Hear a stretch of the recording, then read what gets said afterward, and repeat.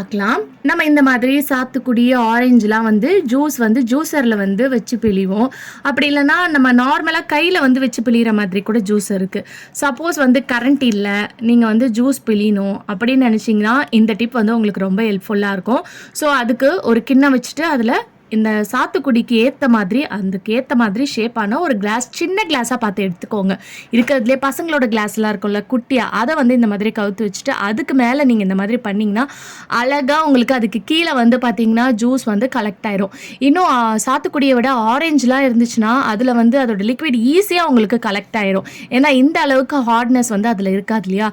So, ஆரஞ்சுலாம் நீங்க பிழியும்போது இந்த மாதிரி பிழிஞ்சிங்கன்னா, ஈஸியா உங்களுக்கு அந்த ஜூஸ் அந்த கிண்ணத்தோட பார்த்தீங்கன்னா கலெக்ட் ஆயிரும்.